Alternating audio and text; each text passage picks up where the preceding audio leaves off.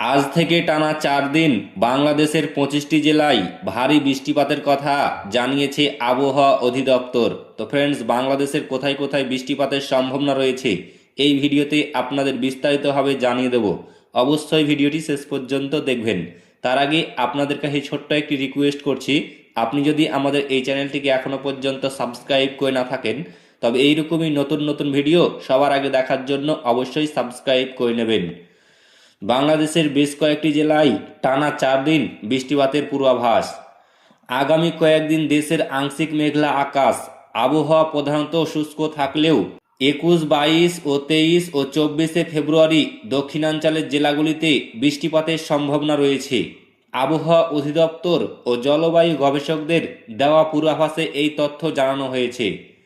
শুক্রবার 20 ফেব্রুয়ারি প্রকাশিত নিয়মিত বুলেটিনে আবহাওয়া অধিদপ্তর জানায়, আপাতত দেশের আকাশ আংশিক মেঘলা থাকলেও আবহাওয়া শুষ্ক থাকতে পারে। সারা দেশে রাত ও দিনের তাপমাত্রা প্রায় অপরিবর্তিত থাকার সম্ভাবনা রয়েছে।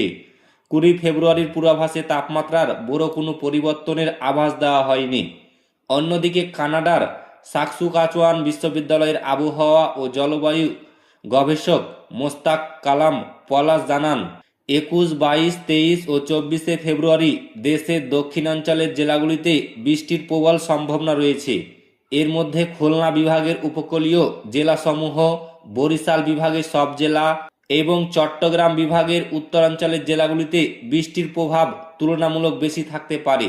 আবহাওয়াবিদরা মনে করেছে এই বৃষ্টির ফলে তাপমাত্রা সামান্য হেরফের হতে পারে, তবে সামগ্রিকভাবে আগামী কয়েকদিন দিনের তাপমাত্রা কিছুটা বাড়লেও রাতের আবহাওয়া অপরিবর্তিত থাকবে।